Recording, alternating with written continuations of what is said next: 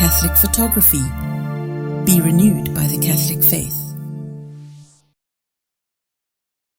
Je voudrais vous inviter à prendre Genèse chapitre 2 à partir du verset 18 et nous lisons. L'Éternel Dieu dit, il n'est pas bon que l'homme soit seul, je lui ferai une aide semblable à lui. L'Éternel Dieu forma de la terre tous les animaux des champs et tous les oiseaux du ciel et il les fit venir vers l'homme pour voir comment il les appellerait et afin que tout être vivant portant le nom que lui donnerait l'homme. Et l'homme donna des noms à tout le bétail, aux oiseaux du ciel et à tous les animaux des champs, mais pour l'homme, il ne trouva point d'aide semblable à lui.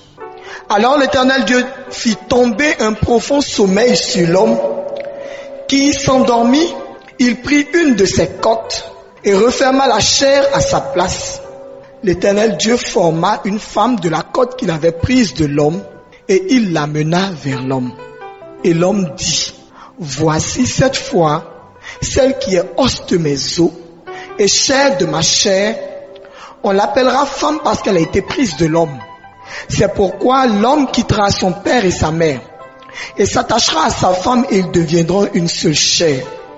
L'homme et sa femme étaient tous deux nus et ils n'en avaient point honte. Parole du Seigneur notre Dieu. Je crois que ces couples, ces maris qui sont venus constituent des couples que Dieu va bénir d'une manière spéciale et particulière.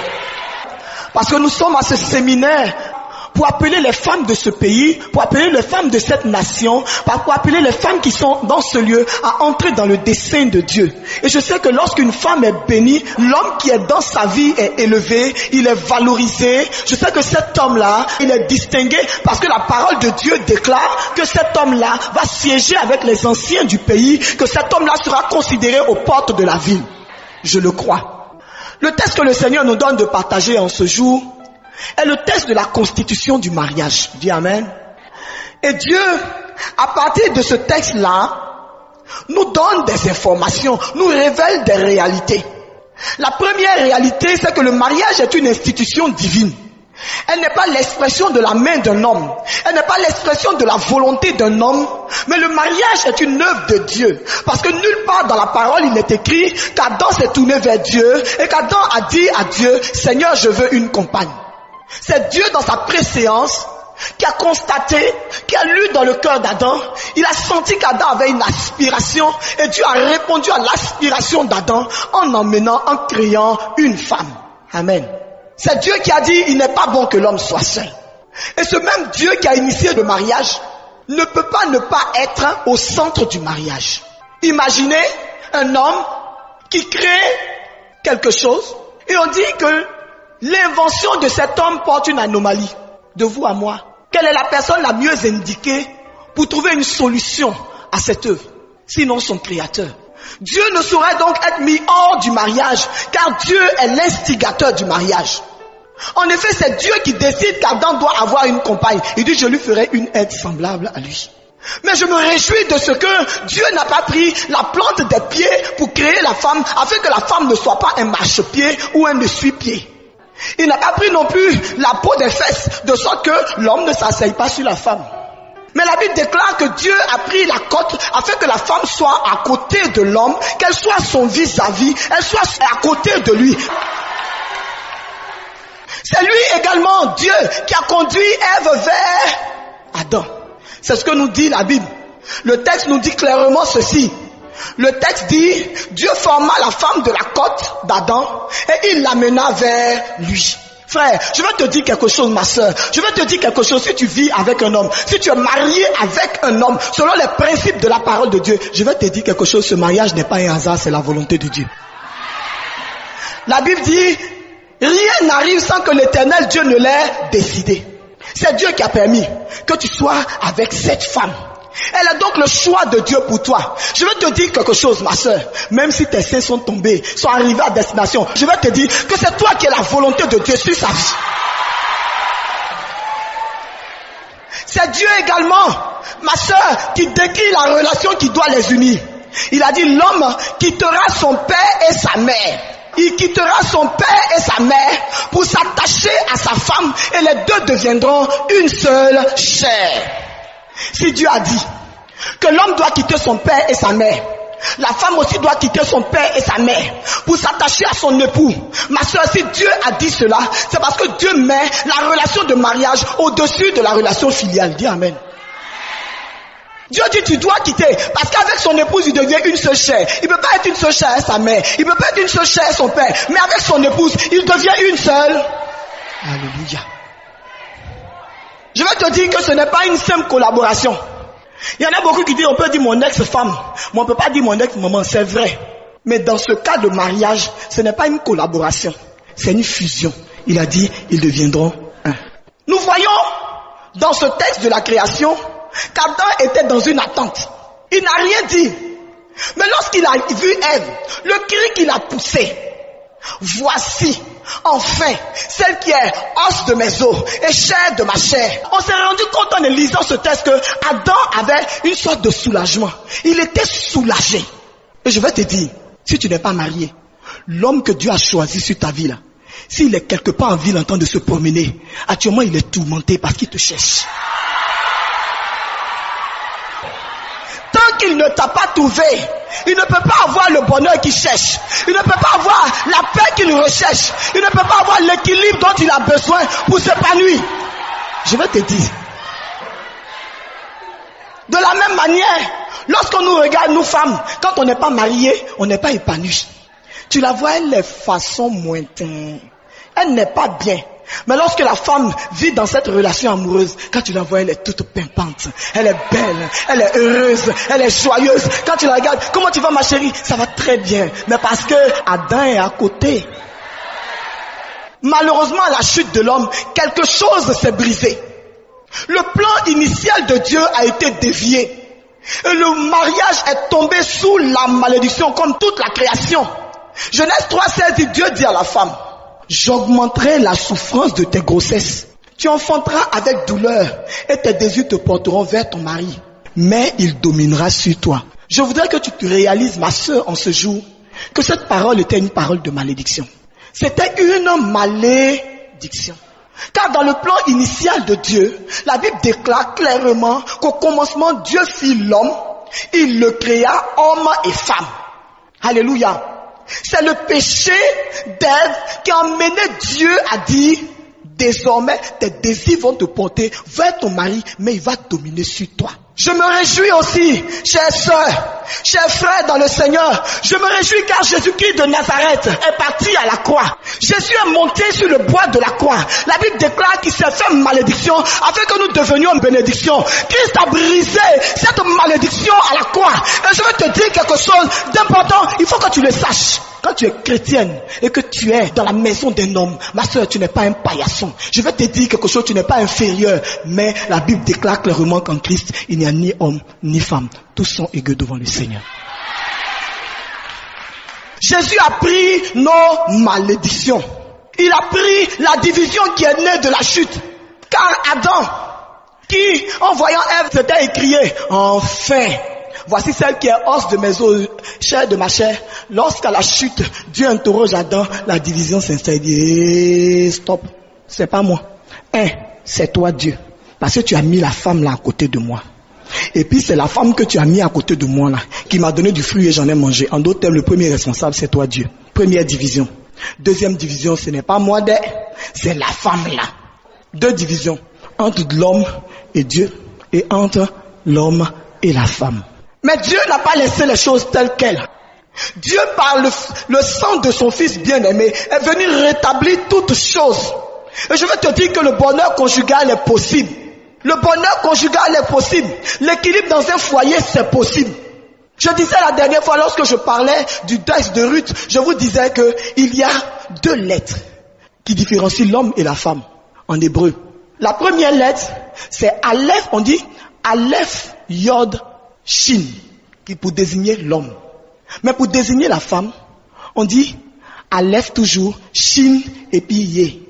Vous remarquez que Aleph et Shin demeurent dans les deux noms, dans les deux appellations. Je vais vous dire, frère, Yé désigne la femme, c'est-à-dire la racine spirituelle. Yod désigne l'homme, c'est-à-dire la force de Dieu, la marque de l'autorité de Dieu sur la création. Mais Aleph et Shin, qui demeurent, signifie le feu. C'est-à-dire que quand Dieu n'est pas présent dans un foyer, quand Dieu n'est pas dans une maison, quand l'Éternel Dieu n'est pas le fondement d'un foyer, ce qui demeure dans ce foyer, c'est le feu. Vous comprenez pourquoi nous avons des problèmes dans nos foyers? Parce que Dieu n'est pas le fondement de ces foyers. Parce que nous avons fondé ces foyers sans Dieu. Nous avons mis Dieu à l'écart. Nous n'avons pas compris le sens véritable que Dieu donnait au mariage. Nous n'avons pas compris ce que cela signifiait. Et nous nous sommes engagés dans une relation de mariage pour faire comme tout le monde, pour entrer dans la mode, ou simplement par accident. Parce qu'il y a une grossesse, je me suis toujours dit, s'il y a une grossesse, je me marie. Donc, je me marie. Ou purement et simplement, ben voilà. Je pense que c'est arrivé, il est temps que je me marie. Je regarde le temps, je me dis vraiment, et je prends de l'âge. Dans ma société, on ne prend que des personnes mariées comme responsables, comme j'aspire à avoir un poste de responsabilité, donc je me marie. Mais si tu regardes ce qui est écrit là, tu te rends compte, mon frère, ma sœur, que le mariage est une chose sérieuse. Il y a un homme de Dieu qui a dit une fois, un seul être humain peut faire de votre vie un enfer ou un paradis. Il importe de comprendre ce qu'est le mariage. Toutes les sœurs que vous rencontrez, toutes les sœurs, je veux me marier. Oh, je veux me marier. Ma sœur, je vais t'expliquer ce qu'est le mariage. Le mariage est une institution divine. C'est un engagement sacré, solennel et irrévocable. Pourquoi? Parce que le mariage est une alliance. Et qu'est-ce qu'une alliance? Je voudrais que nous retournions un peu dans la parole de Dieu, que nous retrouvions un peu la première alliance. La première alliance est faite entre Dieu et Abraham. Dieu dit à Abraham, je veux entrer en alliance avec toi. Je voudrais que tu prennes des animaux, que tu sacrifies ces animaux, que tu divises ces animaux en deux parts égales. Et Abraham passe entre les animaux sacrifiés pour dire à Dieu, je m'engage vis-à-vis de toi. À partir de maintenant, Seigneur, je veux te dire qu'il n'y a que toi que j'adore.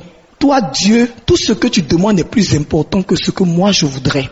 Et Dieu aussi fait quoi? Il passe comme à travers le feu entre ces deux animaux et il s'engage vis-à-vis d'Abraham. Mais que va-t-il se passer? Dieu dit, ah Abraham, nous sommes entrés en alliance. C'est vrai. Mais maintenant je veux savoir si réellement tu m'aimes. Il faut que tu me montres que tu m'aimes, Abraham. Je vais te demander une manifestation, un signe de ton amour. Il dit, voilà. Prends Isaac, ton fils, ton bien-aimé, celui que tu aimes, l'enfant que tu chéris, sacrifie-le pour me prouver que tu m'aimes. Abraham prend son fils. Il marche, la douleur dans l'âme, il va et il est prêt à sacrifier son fils. À ce moment, Dieu dit à Abraham, arrête. Maintenant, je sais que tu m'aimes et que tu me crains. Alors, vous vous rappelez l'histoire des milliers d'années après. Pour la descendance d'Abraham, Dieu aussi prend un engagement. Il prend son fils, son unique, celui qu'il aime, et il le sacrifie au bois de la croix. Pour dire à Abraham, Abraham, je me suis engagé vis-à-vis de toi. Je dis, tes intérêts passent avant mes intérêts. Voilà ce que signifie une alliance. Mais que nous dit la parole de Dieu? Pourquoi est-ce qu'il fallait véritablement qu'il y ait ce sacrifice-là? La Bible nous enseigne clairement qu'on appelle alliance aussi le testament. Amen. Lorsqu'on prend la parole de Dieu, la Bible est subdivisée en deux parties. On dit nouvelle alliance, n'est-ce pas? Ancienne alliance.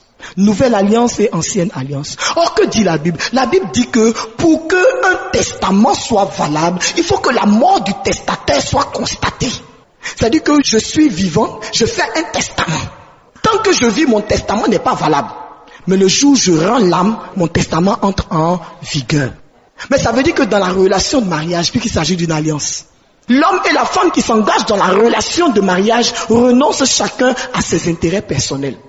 Nous ne sommes pas morts pour dire, ah mais lui il est mort, non. Mais le sacrifice sur lequel notre alliance est fondée, c'est le sacrifice de Jésus. C'est pourquoi nous venons devant l'autel de Dieu. Parce que Christ a pris notre place. La Bible déclare qu'il s'est chargé de nos péchés. Il a pris notre condition à la croix. Alors lorsqu'on vient à l'autel pour se marier, l'homme dit à la femme, je te reçois comme époux, je me donne à toi. Frère, tu as dit non. Je me donne à... Ça veut dire ma vie n'a plus d'importance. Ce qui est important, c'est ta vie. Ce sont tes intérêts qui sont importants. Tes intérêts passent avant mes intérêts. Je m'engage aujourd'hui à ne faire que ton bonheur. Et l'homme aussi dit, ma chérie, à partir d'aujourd'hui, mes intérêts ne sont pas importants. Je ne vis plus pour moi-même, mais je vis pour toi. À partir d'aujourd'hui, mais je ne vivrai que pour faire ton bonheur. Voilà ce que signifie le mariage. C'est une alliance. Et cette alliance est ratifiée devant l'autel par quoi? Par le sang de Jésus. Et c'est pourquoi le mariage est indissoluble. Qui peut rembourser le sang de Jésus? Sœur, la Bible dit, il n'est pas bon de faire un vœu à l'Éternel. Si tu fais un vœu à l'Éternel, respecte le vœu que tu as fait.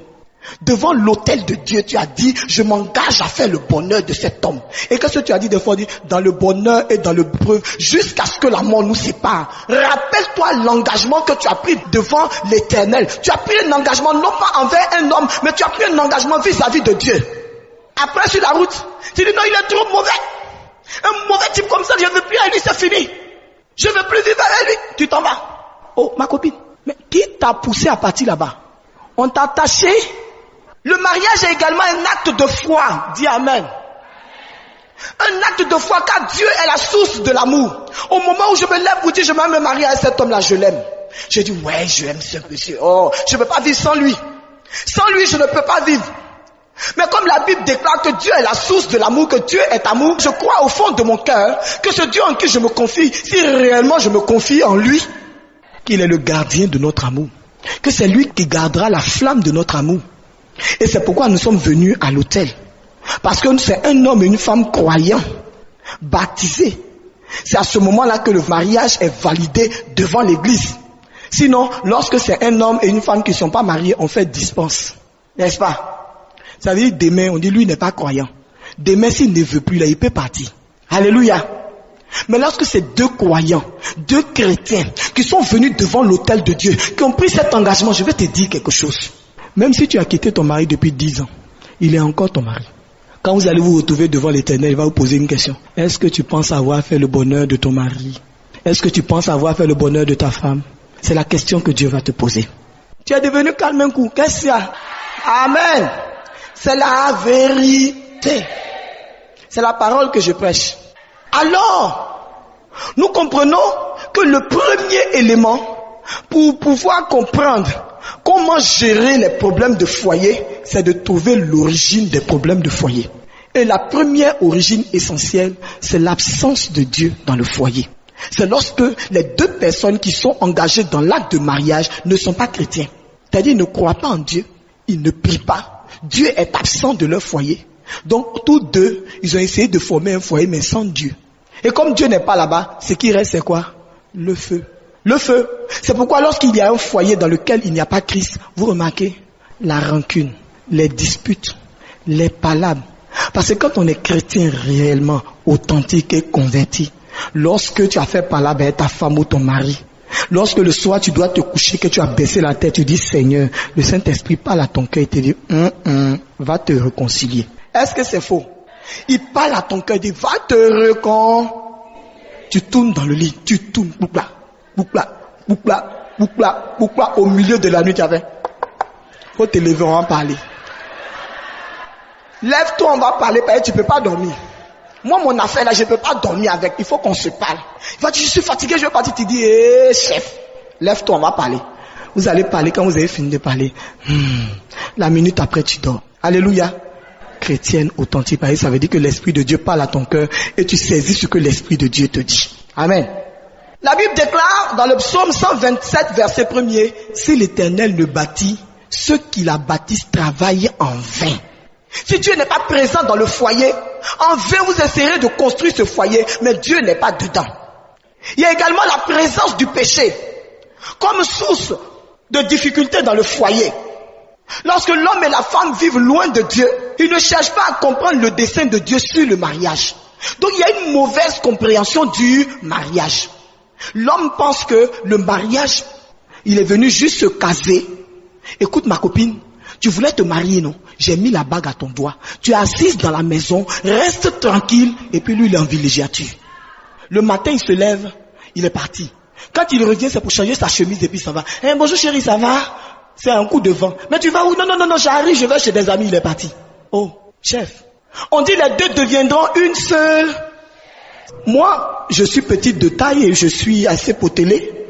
Mon mari, il est grand, il est mince. Moi, je suis noir, il est clair. Pour que lui et moi, nous devenions une seule chair. Pour que nous fondions l'un dans l'autre. Mais il y a des parties de moi qui doivent être coupées. Et puis, il y a des parties de mon mari aussi qui doivent être coupées. Pour que nous deux, nous puissions nous ajuster, que nous devenions une seule chair. Donc, il y a des éléments que tu es obligé d'abandonner. Il y a des choses que tu es obligé de laisser. Il y a des choses que tu es obligé d'abandonner. Parce que si tu n'abandonnes pas ces choses-là, comment est-ce que tu veux que vous deveniez une seule chair? Il y a un prix à payer. Il est obligé. Chef, tu es marié. Ma soeur, tu es mariée, tu veux vivre comme une célibataire. Ce n'est pas possible.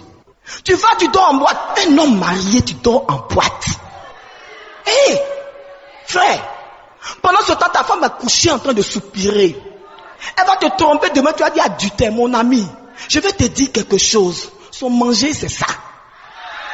Hé, elle te cherche. Elle fait ça.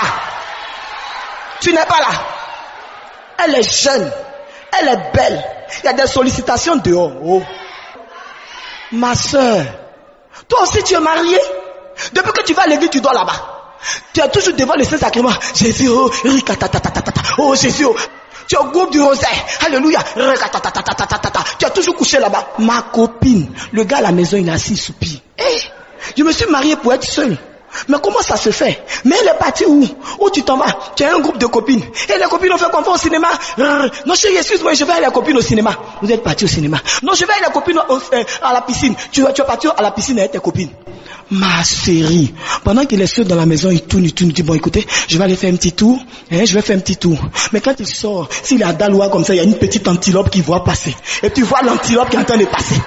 Il voit la petite antilope, t'es marron, bonbon, chocolat praliné. Elle est belle comme ça, ventre bien plat. Tu la vois avec un nombril dehors, avec un petit caleçon, un plume dehors.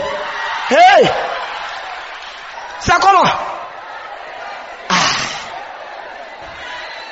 Quand on se marie, il y a un prix à payer. Il y a des choses à abandonner. Or, pour la plupart, on se marie sans savoir ce que c'est que le mariage. Alors qu'est-ce qu'on fait? On utilise l'autre, son argent, sa position sociale, son corps. Et quand le profit n'existe plus, écoute, tu ne me sers plus de rien. Bonsoir. Et bien sûr, en plus de ça, écoute, si tu n'es pas heureuse, écoute, on divorce. Ok? On divorce. Or, la Bible déclare, ils deviendront une seule chair. On ne respecte pas la loi de Dieu relative au mariage. Et c'est pourquoi les foyers connaissent des difficultés de tous ordres. Et nous allons essayer de répertorier ces difficultés. La première difficulté essentielle que l'on constate dans le problème du mariage, c'est le problème de communication, le problème de communion. Dieu a dit pourtant dans sa parole, il n'est pas bon que l'homme soit seul.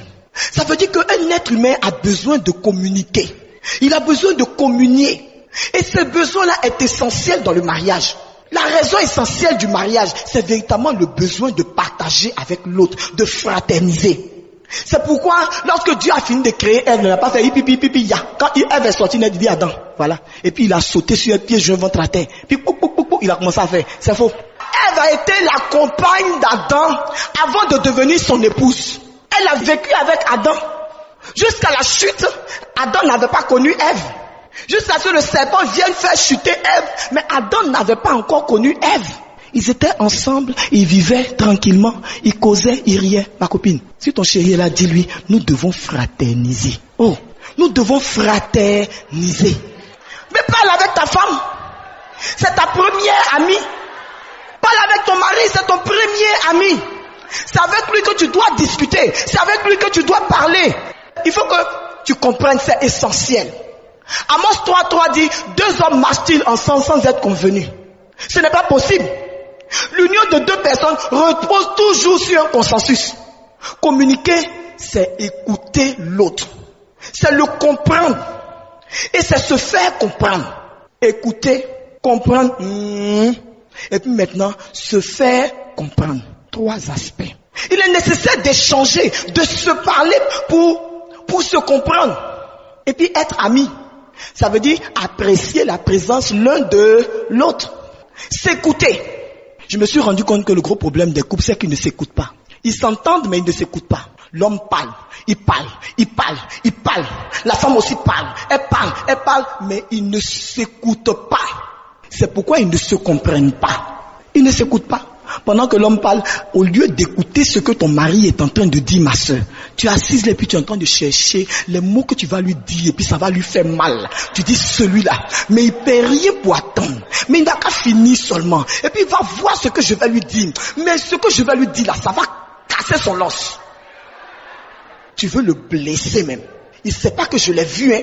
Avec la fille, il ne sait pas que je l'ai vu, mais il n'a qu'à finir de parler. Il va savoir qui a mis l'eau dans le coco. Il faut écouter.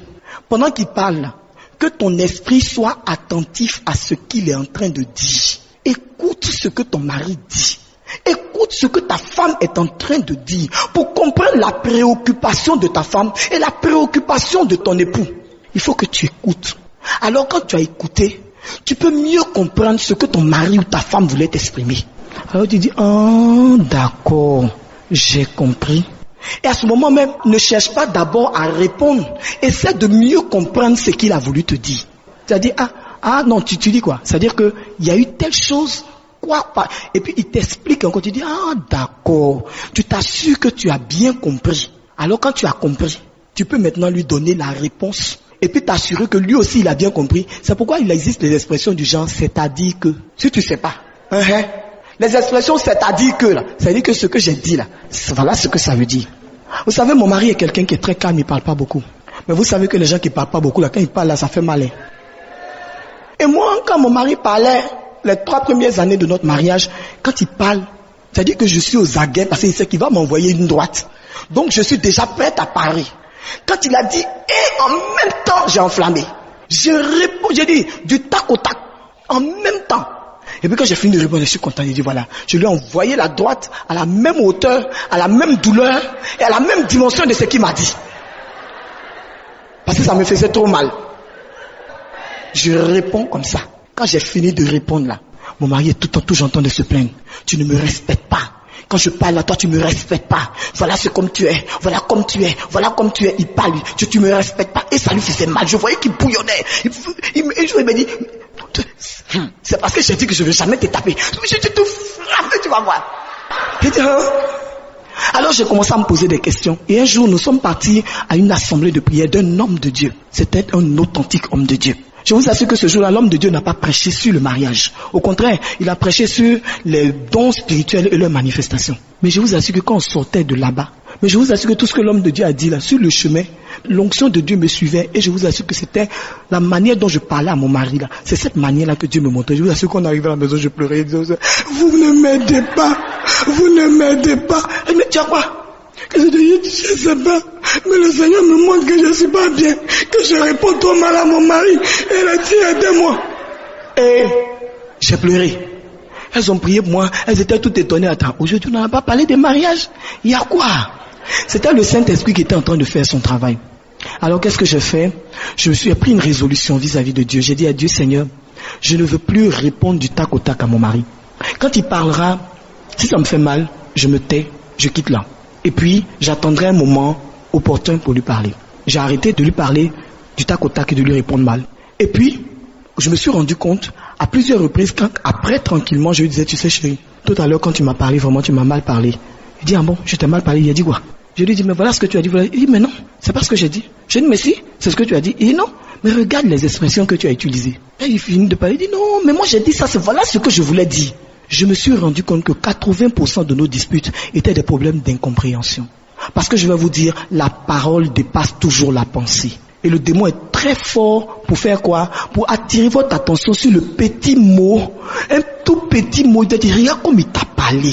Est-ce que tu vois un peu la partie là? Mais là, il t'a parlé mal. Hey, il t'a parlé trop mal. Et puis tu es fâché. Quand j'ai constaté cela, j'ai commencé à baisser le ton. Je me suis dit, j'ai dit, chérie, est-ce que tu sais que je me rends compte que on ne se comprend pas? Je me rends compte que quand je te parle là, quand tu me parles, tu utilises une expression, mais qui ne traduit pas ta pensée. Fais attention quand tu me parles parce que j'ai l'impression que ta parole dépasse ta pensée. Quand j'ai commencé à lui dire, c'est dit, il a commencé à faire plus attention. Les palabres ont disparu. C'est parti actuellement au bladi, au blada. Love me. On m'entend.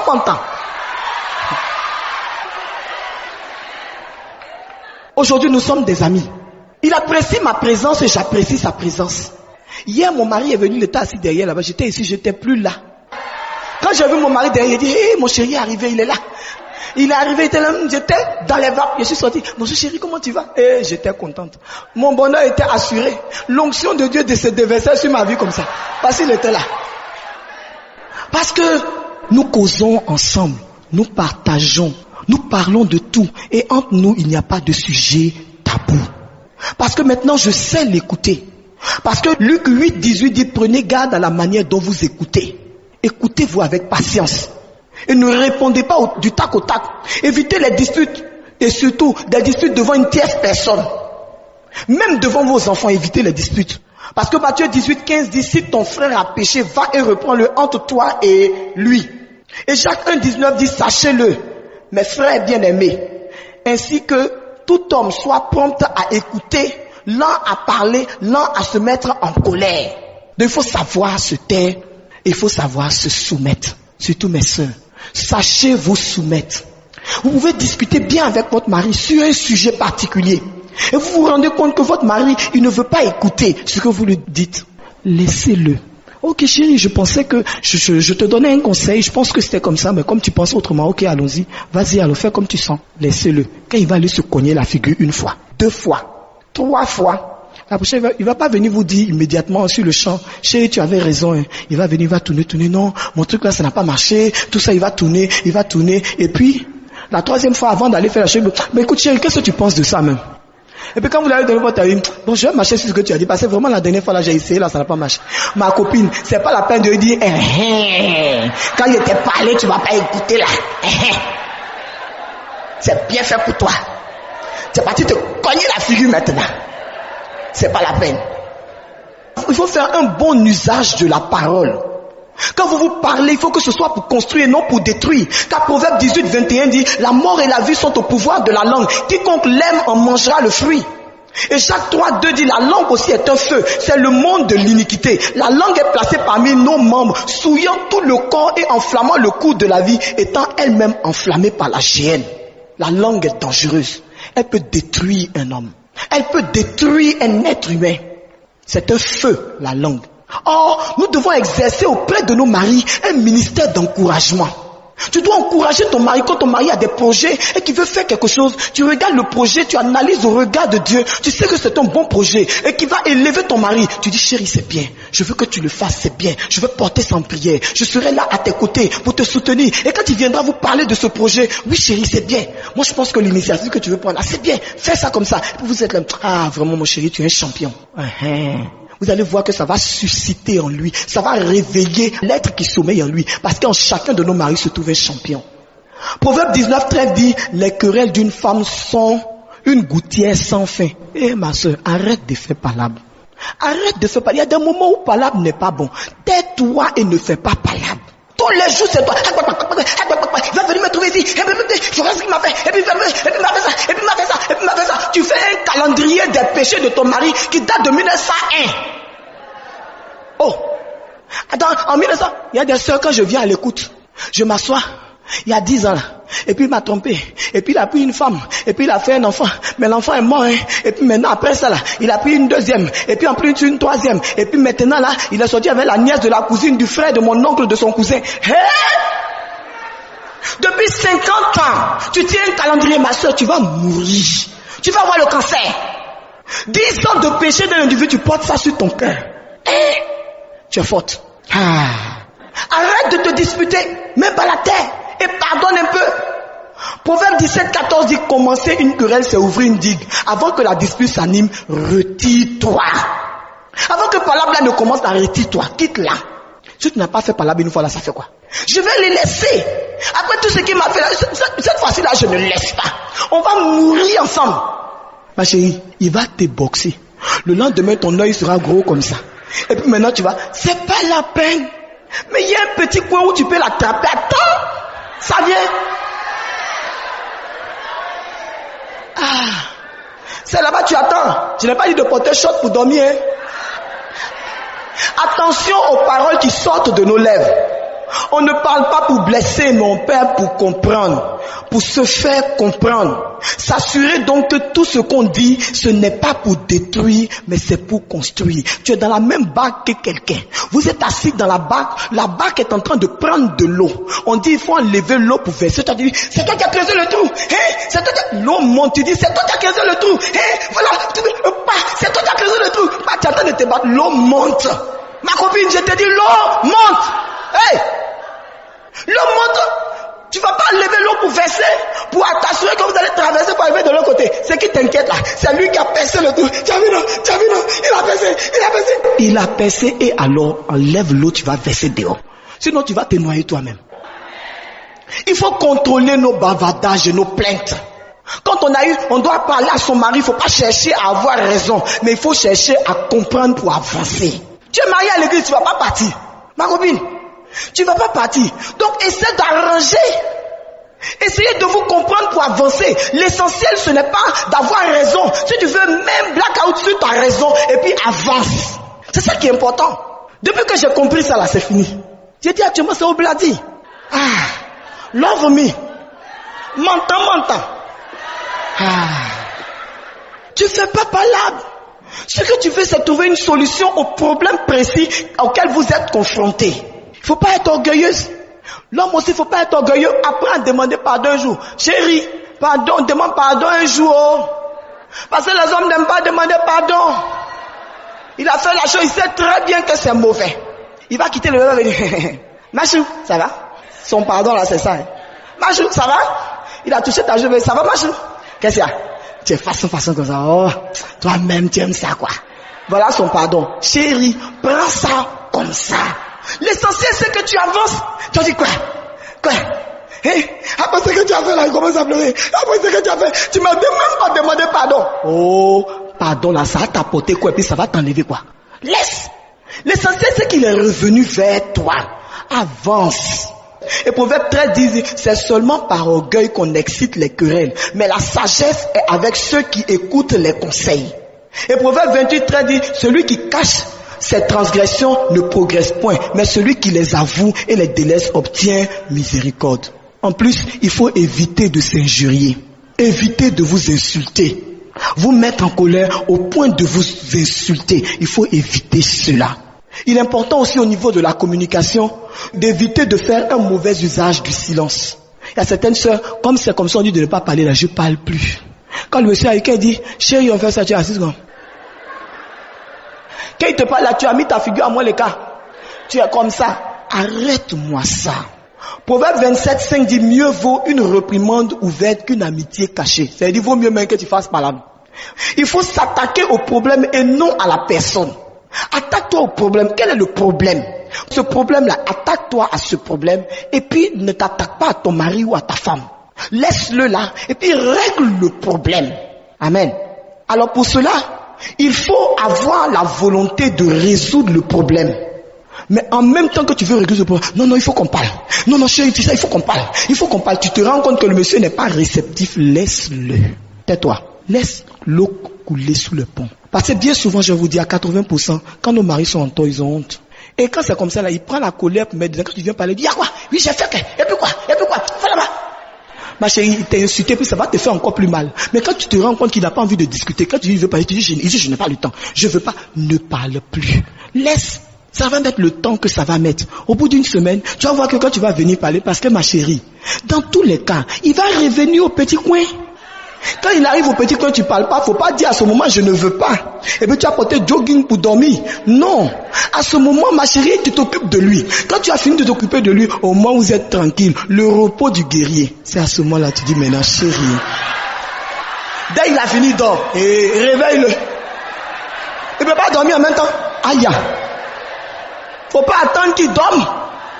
Quand il a fini là, en même temps, vous êtes encore dans les bras l'un de l'autre. Tu dis, bon chérie, ça va, bon écoute, je voulais qu'on parle un peu. Il va t'écouter. Il faut attaquer donc le problème au bon moment. Et il faut éviter les tabous, s'il vous plaît. Je vous en supplie, mes sœurs. Il faut éviter les tabous. Il faut être franc l'un avec l'autre. Parce que c'est la franchise qui sera la base de votre communion et de votre unité. Si vous n'êtes pas franc l'un avec l'autre, ça ne va pas. Ma chérie, quand tu te rends compte que tu as déconné, là, tu dis vraiment, chérie, excuse-moi, mais j'ai déconné. Là, vraiment, l'argent qu'on a gardé là-bas, il dit, je ne voulais pas prendre, j'ai pris l'argent, là, j'ai dépensé. Faut être franche. Quand tu es franc, il est fâché, hein, mais parce que tu lui as dit, il accueille mieux. Mais quand tu ne dis rien, puis il découvre. Ah, putain. Mais là, pas là, moi-même, ça va très mal. Il faut éviter de parler des tabous. Il faut être franc, il faut pouvoir parler de vos finances. Chérie, voilà ce que, il y a des hommes et des femmes qui sont mariés. Le monsieur ne sait pas combien sa femme gagne et la femme ne sait pas combien son mari gagne. Hey, pour vous là, c'est comment? Ah, il faut que vous soyez franc, que vous puissiez partager. Ah chérie, vraiment, voilà ce que je gagne. Lui aussi, il sait combien tu gagnes. Écoute chérie, bon, à la fin du mois, voilà ce que je fais, voilà ce que je fais, voilà ce que je fais. Votre mari aussi, vous allez vous rendre compte que quand vous allez commencer à être comme cela avec lui, lui aussi il va commencer à s'ouvrir. Mais si vous vous fermez, il ne pourra pas s'ouvrir et vous ne saurez jamais ce qu'il fait de son argent. Il va avoir 50 maîtresses dehors. Il va les entretenir, prendre une maison, villa, avec tout dedans, tu ne sauras pas. Or, si tu lui dis, tu t'ouvres à lui, et que lui aussi s'ouvre à toi, tu sais combien il gagne. À partir de là, s'il est dans la difficulté financière, tu sais qu'il est dans la difficulté financière. Tu vas commencer à lui demander, mais chérie, qu'est-ce qui se passe? Ce mois-ci quand même, à la fin du mois, tu as été payé, voilà les charges de la maison qu'on a eu à faire. Mais tu te rends compte très vite qu'il y a un problème, alors tu peux chercher une solution à ton problème. Mais si tu ne parles pas, tu ne pourras pas trouver la solution à ton problème. Il faut pouvoir parler aussi de notre sexualité. C'est très important. Parce qu'on se marie aussi pour la sexualité. Or, la plupart du temps, nos sœurs ont de ces fausses pudeurs, mais ça peut me tuer. Ton chéri avec lequel tu fais la chose là, il vient t'asseoir avec toi pour te parler de ce que vous avez fait ensemble. Eh chérie, toi aussi, il faut laisser ça. Tu veux parler de ça? Moi, je n'aime pas qu'on parle. Ma chérie, si tu n'as pas parlé avec lui, comment il va te dire que quand tu fais comme ça là, ça lui fait bien? Ah! Il faut que vous puissiez parler de ces choses librement. Et cela nous emmène à aborder le deuxième point de problème dans les foyers, le problème de la sexualité. Lorsque nous prenons 1 Corinthiens 7, à partir du verset 2 à 3, il est écrit toutefois, pour éviter l'impudicité, que chacun ait sa femme, et que chaque femme ait son mari, que le mari rende à sa femme ce qu'il lui doit, et que la femme agisse de même envers son mari. La femme n'a pas autorité sur son propre corps, mais c'est le mari, et pareillement le mari n'a pas autorité sur son propre corps, mais c'est la femme. Ne vous privez point l'un de l'autre, si ce n'est d'un commun accord, afin de vaquer à la prière, puis retourner ensemble de peur que Satan ne vous tente par votre incontinence. Sœur, c'est à toi je veux m'adresser. Tu es toujours fatigué. Quand il arrive, tu dis je suis fatigué. Il faut me laisser dormir. C'est vrai que bien souvent, nous sommes fatigués parce que qu'est-ce que nous faisons? Nous travaillons. Nous venons à la maison, il faut voir un peu ce qui se passe à la maison. Et puis quand nous voyons ce qui se passe à la maison, qu'est-ce que nous faisons? Il faut encore, pour nous par exemple qui sommes enseignantes, il faut en plus aller corriger les copies. Et puis quand vous avez fini, vous êtes complètement vanné. Au moment où vous arrivez, vous allez vous coucher, vous voyez que monsieur vient. C'est-à-dire que vous-même, psychologiquement, vous êtes fermé. Il y a une dame de Dieu qui dit, quand c'est comme ça, vous n'êtes pas prête. Alors qu'est-ce que vous faites? Oui chérie, 1 minute, j'arrive, je vais prendre une douche. Pendant que vous êtes en train de prendre la douche, vous commencez à prier. Seigneur, mon mari a besoin de moi. Je suis fatigué. Mon corps est fatigué. Mais toi, Dieu, tu sais. Je te prie qu'en cet instant, tu me donnes de pouvoir répondre aux désirs de mon époux. Pendant que vous serez en train de prier, Dieu va venir à votre aide. Quand vous allez retourner là-bas, il va se demander si ce n'est pas une jeune minette dehors. Il va se poser des questions. Il faut que vous puissiez être en prière, que vous puissiez demander au Seigneur de vous aider. Amen. Parce que ma copine, je vais te dire, si tu ne fais pas avec lui, il va aller faire dehors. Et quand il va aller faire dehors, la sœur Charlotte vient en parlant à dénoncer ce que les jeunes filles dehors font. Ventre dehors, fesses dehors, caleçon et plume dehors là. C'est comme ça, c'est qu'elles font. Elles ont des petits comprimés qu'on appelle ministres. Un villa, il y a voiture, il y a billet d'avion. Quand elles utilisent ces petites potions qui en général viennent des pays limitrophes, Mali, comment on appelle ça, Burkina, Sénégal. Quand elles finissent, c'est fini, ton mari ne te sent plus, il ne te voit plus. Il y a une qui s'en vantait et qui disait elle a un petit canari, elle dépose sur le feu et puis elle met son petit drapé dessus. Quand le monsieur arrive, elle a mis le petit drapé, elle s'est assise sur le canari, elle a encensé bien son derrière, elle s'est bien encensée elle-même, huilée et tout. Quand le monsieur est rentré dans sa couche, sœur, tant qu'elle n'a pas dit à l'homme marié là, papa, va à la maison parce que ta femme est là-bas là. Il se rappelle même plus qu'il a une famille. Il ne se rappelle plus. Or, toi, tu es toujours fatigué. Ma copine, faut pas être fatigué, oh. Ne sois pas phare. Il faut pas utiliser la sexualité, votre intimité pour punir le mari. Comme il a fait ça là, oh, il est mort. Mais ça là, Une semaine, il peut pas me trouver. Il va pas trouver même pour faire même. C'est là je l'attends. Alors qu'à ce moment-là, tu portes jogging, tu mets culotte de chasteté avec cadenas dessus, et puis tu l'attends. Quand il arrive comme ça, tu es spécialiste en coup de coude. Quand il arrive, tu dis, laisse-moi, laisse-moi tranquille là. Et puis tu le chasses, ma copine. Faut pas faire ça. C'est pas bon. Amen. La Bible dit que la seule raison pour laquelle tu peux te refuser à ton mari, c'est véritablement pour vaquer à la prière. Et c'est d'un commun accord. Ça veut dire que tu as dit à ton mari, chérie, tu sais, ces derniers temps, je pense qu'à la maison, on a des petites difficultés, je veux prendre 3 jours de jeûne, je vais jeûner pour ce problème-là. Il sait que tu es en train de jeûner pour vous. À ce moment-là, il accepte de consentir ce sacrifice-là pour que tu puisses prier et jeûner. Mais c'est pas pour cette raison-là. Ta fatigue de tous les jours, là, ma copine, arrange-toi, gère ça, vois comment tu veux. Mais fais en sorte que ton mari puisse avoir accès à toi quand il te désire. Amen. Et puis, comme je disais, il faut éviter les fausses pudeurs. J'aurais bien aimé pouvoir développer entièrement. Je pense qu'on va faire une session spéciale pour les femmes où on va parler de la sexualité dans le couple. Et je pense qu'on aura l'occasion vraiment de débattre de certaines choses, de toucher certains points. Amen. Je voudrais vraiment parler de cela. C'est-à-dire que cette fausse pudeur, on a des sœurs qui sont là. Ton mari vient, chérie, mais des habitants. Pourquoi? Et puis tu tires le pagne sur toi. Ma copine, si tu ne lui plaisais pas, il ne t'aurait pas épousé. C'est parce que tu lui plais qu'il t'a épousé. La Bible dit clairement, dans Genèse chapitre 2, à partir du verset 25, il est écrit que Adam et Ève étaient nus devant l'un et l'autre et ils n'en avaient point honte. Toi, tu as honte de ton mari. Attends, si tu as honte de ton mari, de qui tu vas avoir? Attends, non, franchement, avec qui tu vas te sentir à l'aise? Celui avec lequel tu dois être une seule chair. Il faut que tu saches, au contraire, que ton mari prend un plaisir véritable à te regarder, à t'observer, à voir ta nudité, et que ça lui plaît, c'est pour ça qu'il veut te voir. Même au moment où tu es là, quand il tire le pain, tu dis, mettons la couverture sur nous. Ma copine, enlève la couverture. Ne fatigue pas les gens. En plus, fausse pudeur. Toi, tu es toujours en bas. Monsieur dit, non, chérie, tu sais, moi, j'aime bien quand tu passes en haut. Moi, je ne sais pas passer en haut. J'ai honte. Moi, ma chérie, la minette, là, elle passe en haut, elle fait des acrobaties. Toi, tu es assise là, tu es en train de soupirer. Je veux pas. Tu veux pas. Et j'ai dit, elle a fait des acrobaties. Elle fait jusqu'à, plus même dans son oreille. Tu vas rester là, assois-toi. Assois-toi, et c'est ce qui explique l'infidélité conjugale.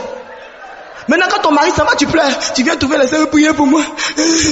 Priez pour moi. Le monsieur là, il veut même plus me toucher. Ma copine, quand il vient avec toi, tu es couché gbada. Et puis maintenant, quand il arrive de l'autre côté là, la petite lui montre que la vie est belle. Donc quand il sort de là-bas, il dit, ouais, non, la petite là, non, elle va me rendre dingue. Non, elle va me rendre dingue. Ma copine, je vais te dire quelque chose. Ce n'est pas le monde qui vient dans l'église, je vais te dire. Ne te choque pas de ça, mais c'est la vérité. Et tu dois comprendre qu'une femme, ça doit séduire son mari, surtout dans l'intimité. Je dis, je prêche contre le string qui est porté n'importe comment. Nous, on a des fesses comme ça. Tu t'en vas porter string, tu mets un pantalon tremblant. Et puis quand tu marches, tes fesses, tout. Ça, c'est pas bon. Ce n'est pas bon. Mais tes charmes appartiennent à ton époux. Si tu achètes un string avec plume pour porter dans l'intimité à ton époux, ma chérie, je t'encourage. Parce que je dis là, c'est là que Dieu t'attend. Achète-toi une pommade, une huile, les essences naturelles. Ma chérie, tu te scies le corps de la tête aux pieds. Quand il rentre dans la chambre, tu as apporté une petite nuisette. Et puis quand tu passes comme ça, quand il te regarde, c'est une fée. Tu dis, c'est pas une fée, chérie, c'est moi. Tu dis, chérie, c'est moi. Il va dire, mais qu'est-ce qui se passe? Tu dis, mon chéri, c'est moi. Ne t'en fais pas, c'est moi. J'ai dit, dans l'intimité, tu as le droit de gâter sa tête. Tue-le.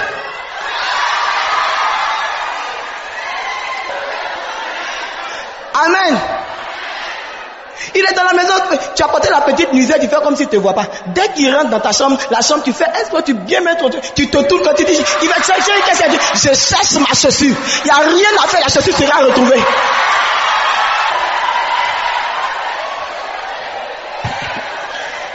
Lorsque nous prenons Cantique des Cantiques au chapitre 4, verset 9, il est écrit, tu me ravis le cœur, ma sœur, ma fiancée. Tu me ravis le cœur par l'un de tes regards, par l'un des colliers de ton cou. Le monsieur de Cantique des Cantiques, chapitre 6, verset 5 dit, détourne de moi tes yeux, car ils me troublent. Un seul regard de cette femme réussissait à troubler ce monsieur au plus profond de lui. Cela nous parle de la sensualité. Dieu n'est pas contre la sensualité. Il dit c'est la sensualité vis-à-vis de mari d'autrui là. C'est ça qui est mauvais. Et c'est ce que nous déplorons. Parce que la sensualité qui se promène sur le goudron là, ça on ne veut pas. Fesses dehors, ventre dehors, sein dehors, poils pubiens dehors. C'est ça qu'on ne veut pas. Mais vous exposez vos charmes sur le goudron. En d'autres termes, clients, venez, il y a marchandise. Venez, oh, venez, il y a marchandise. Oh, Dieu ne veut pas de ça. Mais dans l'intimité de ta maison, avec ton époux, ma soeur, c'est normal que tu sois sensuel avec ton époux. C'est normal que tu saches charmer ton époux. C'est normal. Et puis Marie, vous aussi, qu'on vous dise la vérité un peu. Mon ami, ta femme peut te dire, chérie, tu sais, moi quand tu me prends de telle façon, ça ne me plaît pas. Je veux que tu le fasses comme ça. Mon ami, faut pas te fâcher. Ne te fâche pas. Mais c'est la vérité, si tu n'as pas dit là, à qui elle va dire? C'est parce qu'elle ne veut pas te tromper qu'elle te dit, toi il faut faire comme elle l'aime là. Tu ne veux pas qu'on te dise, mon ami, c'est pas une affaire de truc. Il n'y a pas école pour ça. Il n'y a pas école pour ça. C'est dans votre intimité, tu dis non chérie, voilà, quand tu me prends comme ça, je suis heureuse. Je préfère que tu le fasses de telle manière. Attends, tu t'offusques pourquoi? Donc tu dis quoi? Il ne fait pas bien quoi? Donc tu dis quoi? Mon ami, on n'a pas dit tu ne fais pas bien, on dit de faire comme ça. Et un problème aussi qui s'installe dans les foyers au niveau de la sexualité, c'est la routine. Vous commencez à sentir la routine et vous avez l'impression que vous n'êtes plus séduits l'un par l'autre. Ma copine, si tu te rends compte que ton mari commence à s'installer dans la routine, je vais te dire, il faut que tu saches relancer les choses. Ma copine, changez d'espace. Invite-le ailleurs. Ma chérie, fais comme une de mes tantes. Elle dit, elle a pris ses petits dessous, elle a mis dans son sac. Elle a dit à son mari, écoute, je te retrouve à 18h dans tel hôtel. Il dit, ah bon? Oui, je t'attends là-bas. Il dit, non, là-bas. D'accord, ok. Le gars s'est levé. En partant, elle s'est parfumée. Elle s'est fait toute belle. Comme une jeune fille. Elle est arrivée là-bas. Quand le gars est arrivé, il a dit, qu'est-ce qu'il y a chérie? Il dit, non, viens. Quand ils sont partis là-bas, là, quand le gars est sorti là-bas, non, il était en forme comme ça. Il dit, ouais. L'onction, je sens l'onction. Je sens le feu. Je sens le fire. Ma copine, il faut inventer des jeux dans votre intimité. Ne soyez pas crispés. 40 ans, vous êtes là, on dirait des vieux, je sais pas, 1900. Et même les vieux là, même ils s'inventent des petits plaisirs. Il y a quoi? Et puis il faut comprendre aussi quelque chose d'essentiel. Le bonheur que Dieu a mis dans cet acte-là, il est un bonheur à partager. Chef, faut pas faire pour toi, et puis tu es parti. Oh, pense à ta femme, prépare-la. Il y a une préparation préalable. Mon ami, c'est là où on voit que tu es un chef. C'est là où on voit que tu es chef. Si tu as abouti, elle n'a pas abouti, tu as échoué. Faut que je te dise la vérité, tu as échoué. Donc il faut arrêter. Arrête-moi ça. Toi, tu es toujours un rapide. Tu as marqué le but, tu es parti. C'est quoi? Arrête-toi un peu, il faut dribbler un peu, dribble. Mon ami, dribble. Hey!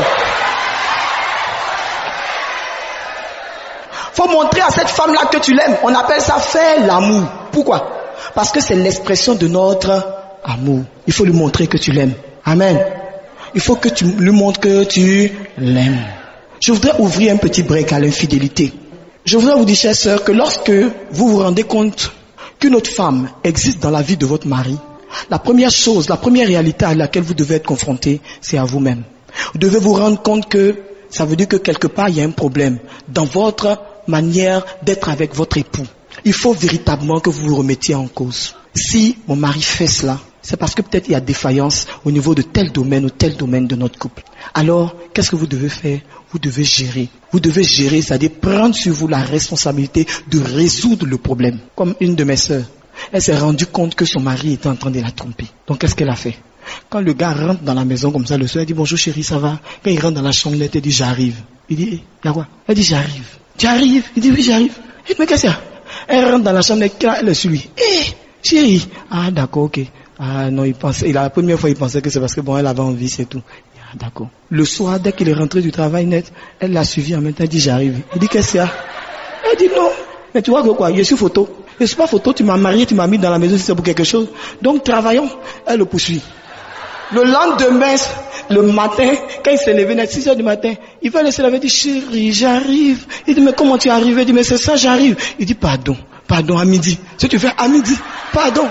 Ma copine, poursuis-le, il n'aura plus le temps pour elle. Poursuis-le. Mais poursuis-le, ça t'appartient. Et puis, quelqu'un d'autre est en train de voler là-bas. C'est parce que tu fais pas assez qu'il a le temps de partir là-bas. Tu es celui qui rentre dans la maison, s'il est parti là, il a chaud. Parce que quand il arrive à la porte, quand il rentre, il dit, chérie, me voici.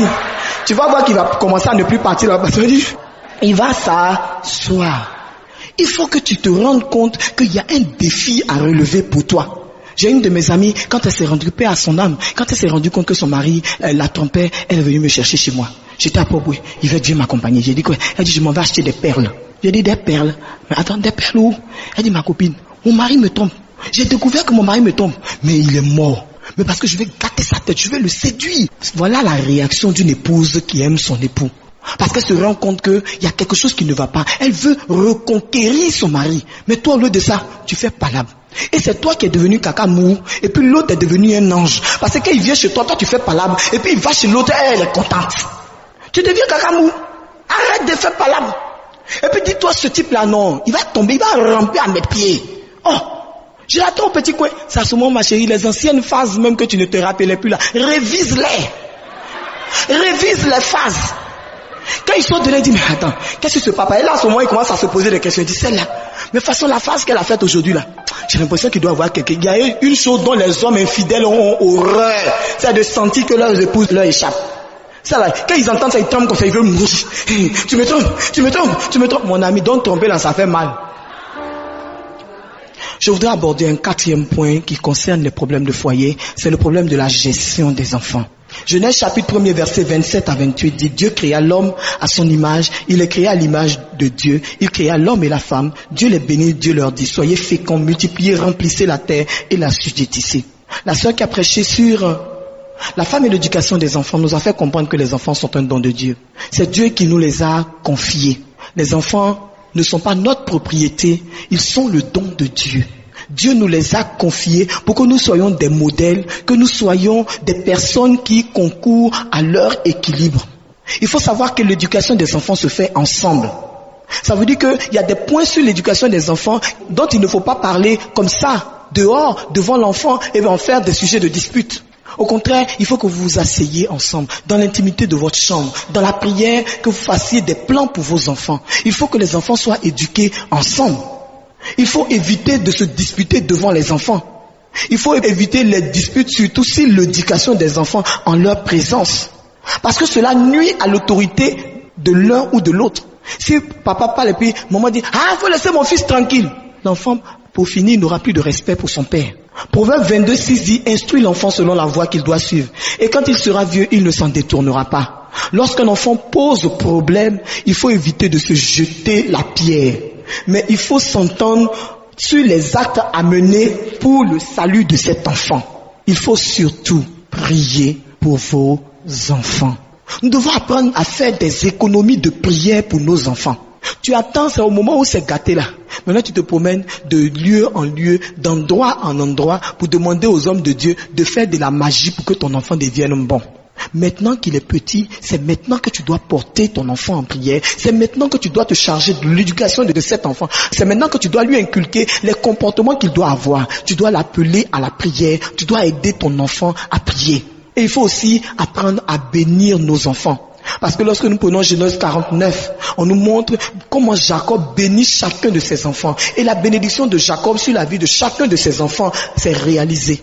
Ça veut dire que nous, parents, nous avons une autorité sur la vie de nos enfants. Il importe donc de quoi faire, de bénir votre enfant. Appelez votre enfant et bénissez-le. Mon fils s'est levé, il est venu me trouver, maman, je vais être premier. J'ai dit, ah bon, bébé, tu es sûr? Il dit, oui, maman, je serai premier. J'ai dit, oui, chérie, je sais que tu es un champion. Donc, je sais que tu seras premier. Qu'est-ce qu'il fait? Avant la composition, je me trouve, maman, on va faire la composition. Je dis, bébé, tu as prié? Il dit, oui, va prier. Va prier encore. Il va prier. Il vient dire, maman, j'ai prié.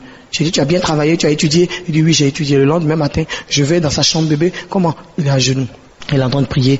Seigneur Jésus, aide-moi, donne-moi ton intelligence pour que je sois premier. J'ai dit, bravo bébé, tu as bien travaillé et tu as bien prié. Allez, viens, je t'accompagne à l'école. Il est parti à l'école, il a été premier. Il a été premier parce que le soir, avant de me coucher, quand je fléchis les genoux pour adorer mon Dieu, je lui dis, Seigneur, tu as dit que nos enfants seront la tête et jamais la queue. Seigneur, je te prie parce que mes enfants sont comme une flèche et cette flèche est propulsée vers sa destinée et rien ne pourra les arrêter. Seigneur, je prie parce que je te dis au Père, mes enfants seront un point de référence dans cette nation.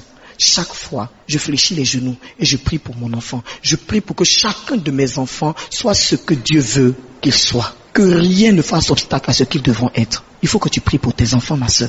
Tu attends que ça se gâte d'abord et quand c'est gâté, tu pleures. Ton mari et toi, vous devez vous entendre pour prier pour vos enfants et cela est essentiel. Il y a également le problème financier. Proverbe 8:10 dit « Préférez mes instructions à l'argent ». Je veux vous dire que dans le couple, les problèmes financiers constituent un véritable problème. Il faut que l'homme et la femme sachent clairement que lorsqu'on vient se marier, c'est pas pour profiter de l'argent de l'un ou de l'autre, mais c'est pour construire ensemble le foyer. Ecclésiaste 5:9 a dit « Qui aime l'argent n'est pas rassasié de l'argent ». Et c'est vrai. Parce que les femmes en général qui sont dépensières et qui aiment l'argent, quand le monsieur donne l'argent avant la fin de la semaine, l'argent est fini. Maintenant, chérie, donne-moi. Et puis, donne-moi encore. Et puis, donne-moi encore. Et puis, donne-moi encore. Nous exaspérons nos maris en le faisant. Ce n'est pas ce que Dieu nous a demandé. 1 Timothée 6 dit, l'amour de l'argent est la racine de tous les maux. Et il nous faut donc savoir que nous devons arrêter de tels comportements, mais au contraire être des femmes de grâce, des femmes de bénédiction. Nous devons apprendre avec nos maris la gestion des affaires du foyer. La femme est le ministre de l'Intérieur. Donc elle doit avoir un regard sur tout ce qui est à l'intérieur de la maison. Qu'est-ce qui manque dans votre maison? Est-ce que les draps sont vieux? Est-ce que les nappes sont vieilles? Est-ce que véritablement vous vous rendez compte que les fauteuils commencent à se faire vieux, etc. C'est à vous de faire en sorte que dans votre budget familial, vous commencez petit à petit à épargner pour renouveler ce qui est à renouveler dans la maison. Ça fait 12 ans que je suis marié, 12 ans que je suis marié. Mon mari n'a jamais acheté un drap. Il dort sur des draps. Il n'a jamais acheté une nappe de table. Mais il s'essuie la bouche avec des nappes. Mais comment ça se fait? Oui, comment ça se fait? Il faut apprendre à faire ces choses. Il faut apprendre à gérer ces choses. Apprendre à gérer ces choses. Soyez une femme bonne gestionnaire à l'intérieur de votre foyer. Amen. Et vous aussi, ne soyez pas des maris trop peignes. Parce qu'en général, quand on vous parle du marché, vous ne connaissez pas les réalités du marché. Quand la femme dit, vraiment le marché est difficile, elle dit, je veux pas. Prenez-le un jour, allez au marché un peu avec lui. Chérie, allons nous promener un peu au marché. Quand vous avez fini de faire marcher 5 000 seulement, c'est pour ça c'est petit. Achetez-lui les gros macharons qu'il aime bien manger là. Quand vous avez vu, madame, c'est combien? Il va dire 4 000 francs, 5 000 francs. Ah, chérie, tu as vu les 5 000 francs tu m'as donné là, ça a payé seulement le macharon. Quand il sort de là, il va augmenter l'argent. Faut pas faire par là, beau. Ou bien, simplement, tu dis, bon, chérie, tu sais, comme j'ai pas le temps aujourd'hui, tu m'as donné, tu as dit combien même pour le poisson? Il va dire 15 000 francs. Tu dis, ok, chérie, tiens, faut acheter, comme tu es en voiture, tu achètes, tu passes au port, tu m'achètes le carton de poisson. Il arrive là-bas, on lui dit 25 000. Il va compléter. Quand il a complété, il a dit, chérie, le poisson là, ça coûte, tu te dis, ah, c'est ce que je t'expliquais. C'est comme ça que l'on fait. C'est pas la peine de faire des palabres. Amen. Et en plus, je voudrais dire que nous sommes des femmes qui travaillons maintenant pour la plupart. Mais nous devons comprendre que cela ne nous exempte pas des devoirs domestiques. Nous devons veiller à ce que l'on prépare dans la maison. Nous devons entrer nous-mêmes dans la cuisine quand nous sommes à la maison. Veiller au matériel de maison. Venir à l'église, certes, mais aussi être à la maison. Et la soumission, ce n'est pas l'esclavage. La soumission, c'est l'acceptation volontaire de la volonté de l'autre. C'est le fait de dire, ok, je pense avoir raison. Mais comme il dit que c'est comme si, ok, il est l'homme, il est le chef de la maison. Je le laisse faire ce qu'il veut. Fais ce que tu veux. Une fois, 2 fois, la 3e fois, je l'ai dit tout à l'heure, il fera attention à ce que vous proposerez. C'est comme ça que l'on gagne le cœur de son mari. Et quand vous vous rendez compte que votre mari est fermé, complètement fermé, qu'est-ce que vous faites? Vous fléchissez le genou et vous priez. Parce que la Bible dit que le cœur des rois est entre les mains de Dieu. Dieu a le pouvoir de l'incliner comme un courant d'eau. Donc, à partir du moment où vous commencez à prier pour votre mari, Seigneur, par rapport à telle chose, je ne sens pas la chose, mon mari veut le faire. Je lui ai dit, ok, il peut faire, mais vraiment, Seigneur, je soumets cela devant toi. Seigneur, j'en appelle à ton alliance à cause de ton amour. Fais en sorte qu'il ne dépense pas cet argent de cette façon, de telle façon. Dieu réagit toujours parce que Dieu est fidèle. Le dernier point que je voudrais aborder dans les problèmes de foyer, c'est le problème de la belle famille. La loi de Dieu dit, l'homme doit quitter son père et sa mère pour s'attacher à sa femme. Le premier gros problème, c'est que quand l'homme n'a pas coupé le cordon ombilical, quand il n'a pas coupé ce lien entre son père et sa mère et lui, pour venir dans le foyer, même s'il ne vit pas avec ses parents, sa mère ou son père, ils sont dans la maison. Parce qu'il gère le foyer. Quand le monsieur doit prendre une décision, il va s'en référer à sa mère avant de venir. Quand il doit prendre une décision importante, il va aller chez sa maman. Maman, tu sais, oh, je voulais faire telle chose. Sa maman va donner son point de vue. Il va prendre la décision de sa mère, il va venir. Même quand sa femme dit elle ne veut pas, il va appliquer ce que sa mère a dit. Mais il faut comprendre aussi, mes sœurs, que c'est un lien spirituel. Il y a le problème du mariage mystique. Il faut faire attention. Surtout en Afrique, les mamans font quoi? Elles font beaucoup de pratiques quand les enfants sont petits. Ok? Qu'est-ce que la maman fait? Elle va cracher dans la bouche de son enfant. Quand il est bébé, oui. Ou carrément, qu'est-ce qu'elle fait? Elle prend l'urine de l'enfant pour donner à l'enfant à boire. Ça veut dire quoi? L'enfant retourne toujours à ses origines. L'urine qui sort de lui, elle met dans la bouche. Oui, les mamans font ça. Et quand elles font, c'est des actes spirituels qu'elles posent. Et en posant de tels actes, l'homme n'est jamais entièrement et totalement libre. Il n'est jamais libre. Il a toujours l'impression d'être le petit garçon qu'il était et qui subissait la pression de sa mère ou de son père. Alors, à tout temps, quelle que soit la décision qu'il a à prendre, il est obligé d'en référer à eux parce que ce sont eux qui sont son point de référence. Il n'est pas capable seul de prendre une décision. Et c'est pourquoi de telles personnes, quand ils perdent ce parent-là, pendant longtemps, ils restent complètement déboussolés. Parce qu'ils n'ont plus de point de repère. Ils ne savent plus quoi faire. Et quand c'est comme ça, vous êtes son épouse. Vous avez autorité parce que la Bible déclare que vous et l'homme avec qui vous êtes mariés, vous faites une seule chair. Alors qu'est-ce que vous faites? Vous vous tenez dans la présence de Dieu.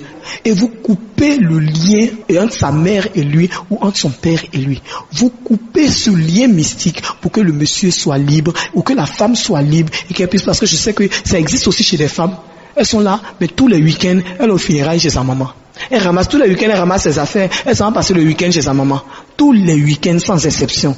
C'est des liens mystiques et il faut pouvoir les briser. Amen. Et puis, on se rend compte aussi d'une chose.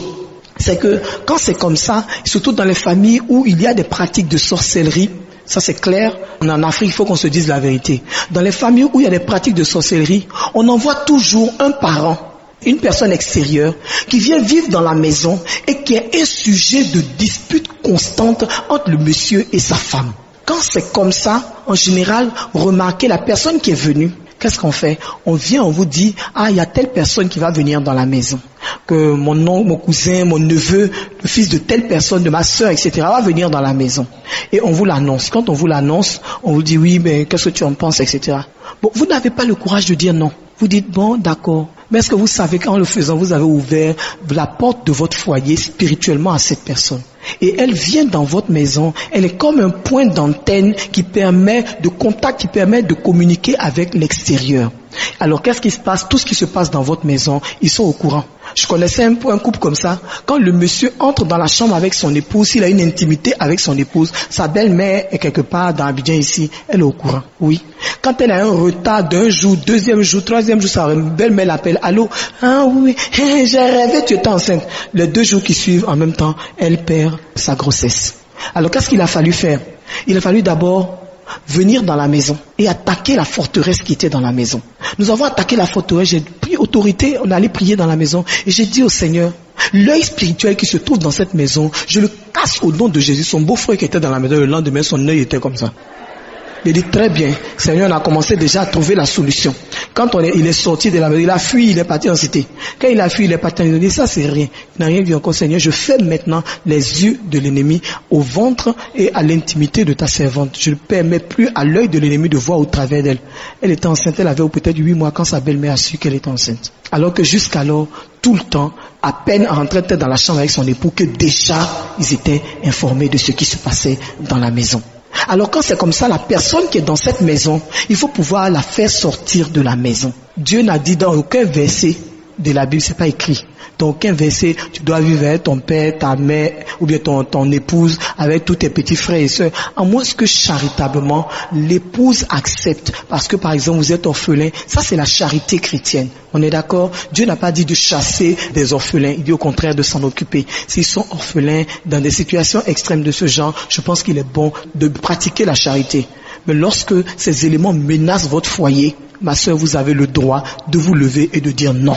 Il faut arrêter. Vous avez le droit de vous lever et de faire en sorte que la personne qui constitue le point de blocage dans votre foyer sorte du foyer pour que vous puissiez avoir la paix dans ce foyer. Problème également important, c'est le problème, je disais toujours, des rapports avec les parents de votre mari ou de votre épouse. Parce que quand c'est comme ça, c'est délicat. Si vous parlez mal à votre belle-mère, on dit vous l'avez insulté. Si vous parlez mal à votre beau-père, on dit vous l'avez insulté. Et ça devient difficile parce que le mari ou la femme se retrouve dans une situation assez difficile.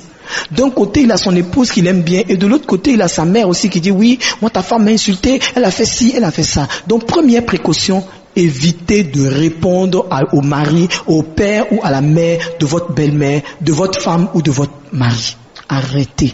Ne leur dites rien, ne dites rien. Mettez votre épouse devant ses responsabilités. Mettez votre époux devant ses responsabilités. Il a la responsabilité de gérer sa famille. Comme je disais une fois, j'ai dit dans chaque famille il y a des chiens enragés. Mais que chacun gère ses chiens enragés. Parce que si nous on laisse nos chiens enragés venir dans notre foyer, vous convenez avec moi que ça ne va plus. Donc mon ami, gère pour toi, je vais gérer pour moi. Parce que l'alliance que nous avons faite, c'est toi et moi qui avons décidé ensemble de venir. Donc il faut que tu saches canaliser ta famille et que moi aussi je sache canaliser ma famille. De la même manière que je ne permets pas à ma famille de venir te manquer, ne permets pas à ta famille de venir me manquer. Mettez l'homme devant ses responsabilités. Il arrive des fois où l'homme est complètement subjugué, il n'a pas d'autorité devant sa famille. Il faut bien comprendre que c'est quelque chose qui n'est pas normal, c'est anormal. La première chose, c'est qu'en fait, la femme se révolte. Elle se révolte, mais comment il laisse sa famille m'insulter? Ses parents sont venus me faire ci, ses parents sont venus me faire ça. Je vais vous dire quelque chose. Moi, dans l'expérience que j'ai eue, je me suis rendu compte que c'était spirituel. Alors, qu'est-ce que j'ai fait? J'ai commencé à prier. Ma prière, c'était, Seigneur, ouvre ses yeux.